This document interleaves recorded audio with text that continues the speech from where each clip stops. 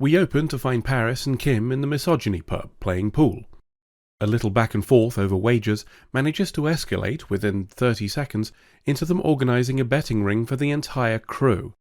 Up in the mess hall, Neelix and Tuvok are engaging in some more hilarious interplay, with Neelix suggesting they should bring back the Rumari, which is an ancient and no longer observed Vulcan festival where everybody gets naked and greased up.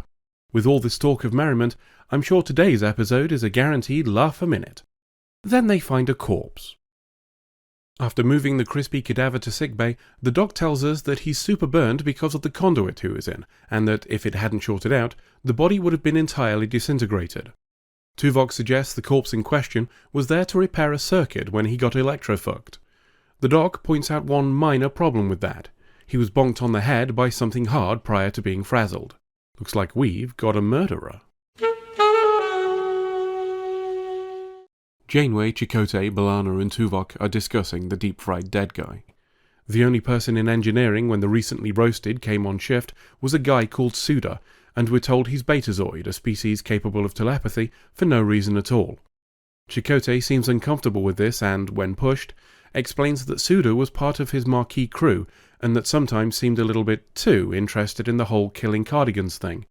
Asked by Tuvok why this wasn't mentioned when the two crews integrated, he explained that he didn't want to make things harder for any of the marquee by prejudicing opinions based on his feelings and hunches.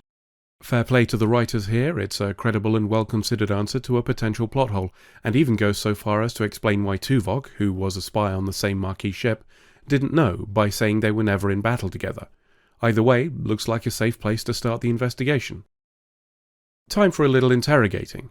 Suda arrives at Tuvok's office, I presume, and he's asked about his relationship to the recently cremated crewmate.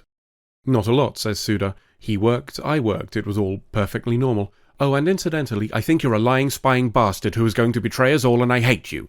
To summarize, I am not a murderer. After the interrogation concludes, the doc calls and says he has some news. The impact wound on our Federation fatality has some DNA in it. DNA that matches someone on board. Despite his convincing argument, it seems the DNA belongs to Suda, who, when told this, confesses to the murder and tells them where he hid the weapon. Asked why, he says he simply didn't like the way that the victim looked at him.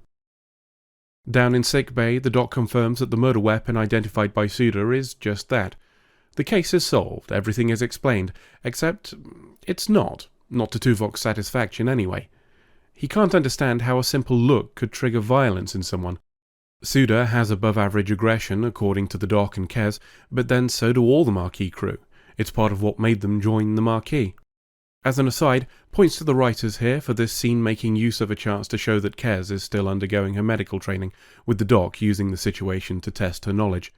It's a nice callback and a good way to involve her without it looking shoehorned in. Anyway, Tuvok's still not satisfied despite the doctor explaining that spontaneous violence is indeed something that happens in extreme circumstances.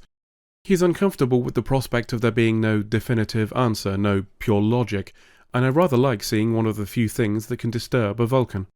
I also suspect I know where this is going now, based on the title of the episode. In search for answers, he visits Suda in the brig. Suda doesn't seem to really know why he committed the murder himself. Indeed, it seems that, unlike other Betazoids who can feel the emotions of others, he can't even feel his own. Points again to the writers here for taking this in a different direction to the one I'd expected when hearing he was from a race of telepaths. While we're giving out gold stars, we should hand one to Brad Dourif, who does good work here at being disconcerting, and who I've just realised I recognise as the Mentat Peter de Vries from the 1984 adaptation of Dune. A gold star should also go to Tim Russ for his depiction of Vulcan frustration, something that must have been quite a fine line to tread while playing a species who are antithetical to such responses. But again, I digress. Tuvok's still dissatisfied with the motive, but decides he isn't going to get any answers and leaves. Only, well, maybe he could. While walking down a corridor, he slows and stops, turns and frowns. He's weighing up the risks and rewards, and we see hesitation and uncertainty there. This is something we've not seen from the character before, and which deserves more gold stars for all concerned. Returning to the brig, he tells Suda that there may be a way to both understand his actions and possibly help him. A mind meld. Tuvok would be able to see and analyse Suda's thoughts and actions, and perhaps impart some of his emotional control.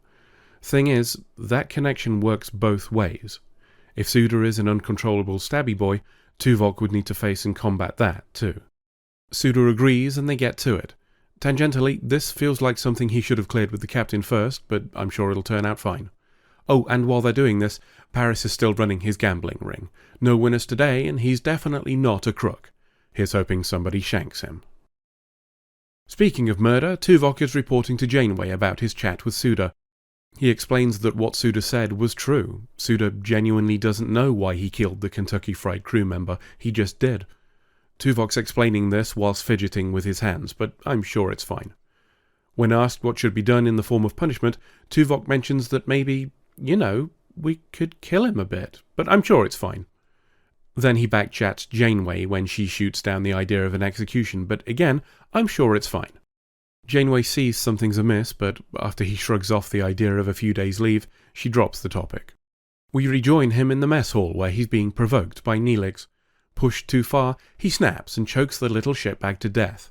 Not really though, as it's just the holodeck. Still, I'm sure he's not the only one on the ship who has a custom holodeck program that exists purely to fantasize about murdering Neelix, so I'm sure it's fine. A little later, Paris and co are in the misogyny pub where we announce the winner of the latest sweepstake. Or don't, as the whole thing is busted by Chakotay, who confiscates the pot. Paris reacts with sarcasm and disdain at being placed on report, and while I'd normally say this is because Tom Paris is a dick, it seems excessive even for him. Is Paris just upping his arsehole game, or did the mind meld somehow unlock Suda's Betazoid psychic shenanigans, causing him to affect others on the ship? Speaking of which, Suda's having a grand old time. The temporary absorption of Tuvok's mental discipline is allowing him to control his inherent violence for the first time in his life. He's gained a clarity that allows him to see both how fragile the grip he held on that violence was, and to understand the effect this is having on Tuvok despite his outward appearance. Seeing the truth in Suda's assessment of him, and no longer convinced of his control, Tuvok returns to his quarters. After locking himself in and deleting his security clearance, he informs Janeway that he's super brain-fucked. Guess it wasn't fine after all. She visits and finds that he's proper bollocksed up the place, smashing all of his furniture. When she speaks to him, it's clear he's able to exert some control, as he advises her to exercise caution around him and to sedate him before transferring him to sickbay.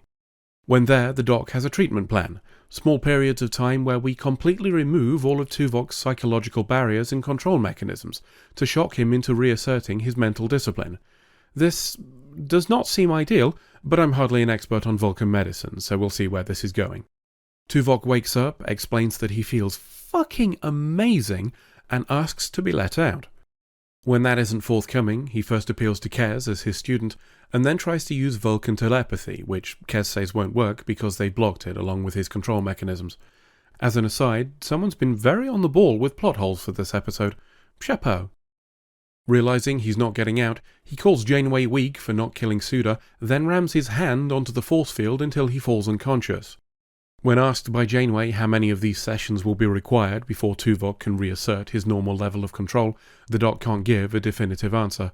There's 5 minutes left in the episode though, so I'm guessing not that many. Later on, Tuvok wakes up in sickbay. Frankly, he looks a bit fucking shifty, so I guess he's not healed yet. This is confirmed when he tests the force field, rips the flashy bits off his head, and pulls a power cable from the bed he was lying in.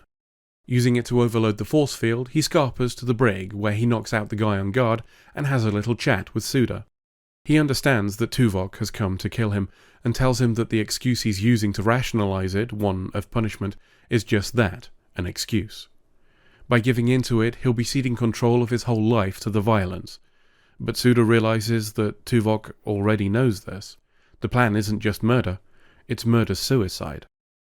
The weapon of choice is another mind meld, something that Suda earlier compared to a form of violence in itself, as one consciousness forces its way into another. They lock together and grunt a bit until Tuvok collapses, the task incomplete. Suda uses his comm badge to call Chakotay, and then cradles Tuvok in his lap. As an aside, we aren't told if the decision to not go through with it was Tuvok's alone, or whether the meld with Suda allowed him to exert some element of influence in the matter, and I personally think this is one of those situations where the story is improved by that lack of clarification. Back in sickbay again, the doc explains to a calmer Tuvok that not doing murders is a sign of progress, which feels like a pretty fucking low bar to me, but you're the doctor. Tuvok apologizes to Janeway for the whole calling her weak because she wouldn't kill someone thing, then we fly away. End of episode.